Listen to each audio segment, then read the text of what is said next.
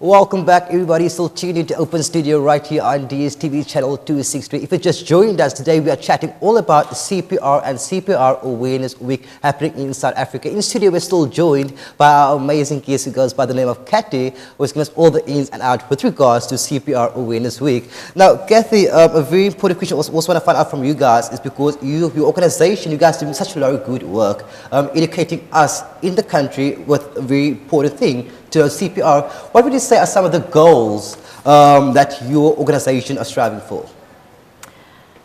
In a very brief way, I think the goal is obviously to disseminate the latest guidelines, science-based, evidence-based guidelines to everyone in South Africa who's doing training, and then to provide some quality gold standard training that we run in over 120 training centers across the country. Wow. And we train from laypersons, CPR for mommies and daddies, all the way to advanced life support training for doctors and nurses and paramedics who need to keep up to date with guidelines on a regular basis. Yeah, and also I love to say, Kathy, that it's nice when you do something good as an organization, but then again, it's also not so good because there's no funding, right?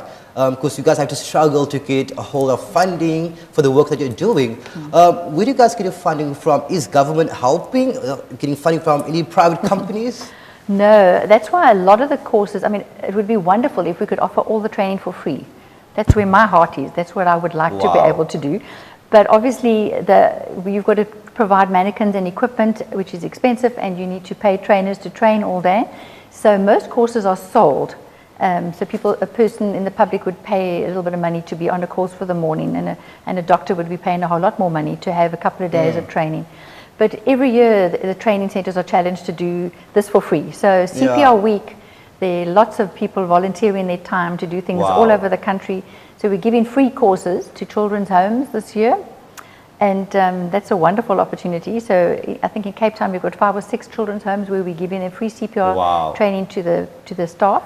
And in Johannesburg, I think there's another 5 or 6 training centers which are giving free training to children's homes, which is a big thing. Yeah, and also because it is, of course, a whole week of CPR awareness, right? How do we as a community, as a society, how can we get involved? Are there any projects that you guys have lined up for this weekend? There's lots of fun and games. So on Saturday, really a lot of it's focused for Saturday. So there'll be in a couple of shopping centers like Blue Route Mall and others. And there'll be demonstrations of CPR at quite a few NSRI bases around the country. So in Durban and East London and in Cape Town at the waterfront or Hout Bay Harbour, wherever the NSRI bases are, we're trying to have their staff and our volunteers put mannequins out that their ethos is the same as ours. It's all about saving lives. So it's a nice association to be part of. Yeah, and also coming back to the training that is like essential for all of us to go to and to learn how to CPR. Where can we go for training? Do you guys? And also how long is the training exactly? So as a member of the public, you could go to www.resuscitationcouncil.co.za, and on there, all the training centers are listed anywhere in South Africa.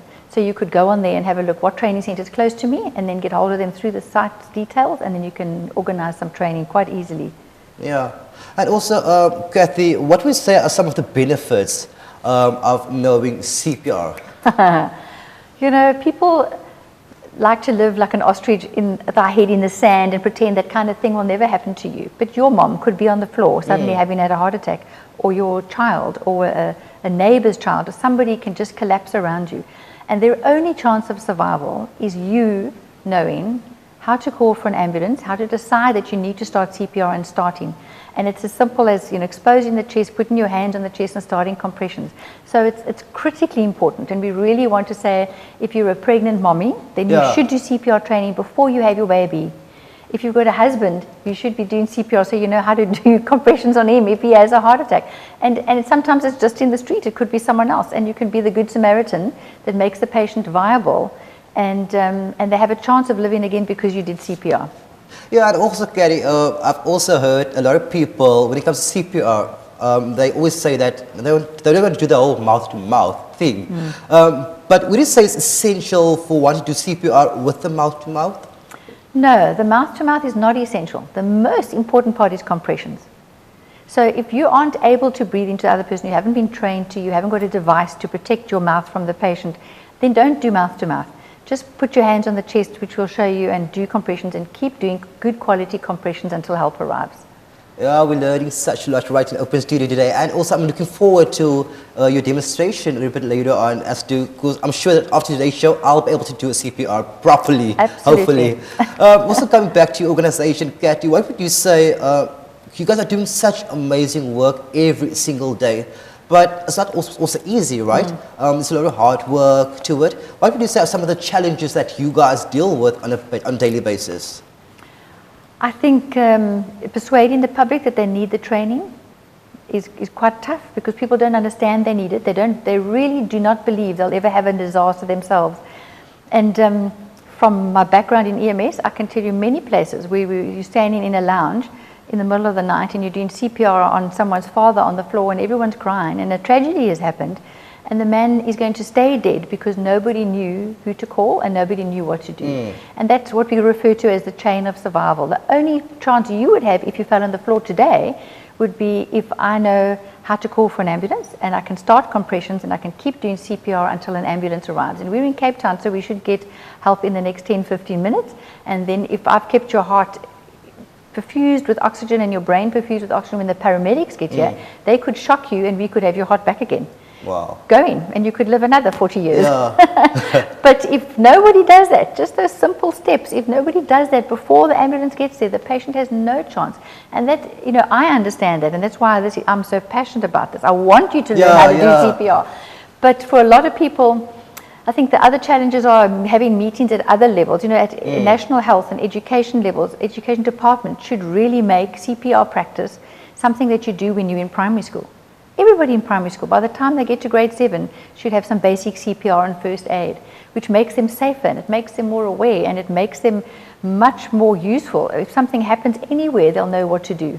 Wow, that's amazing.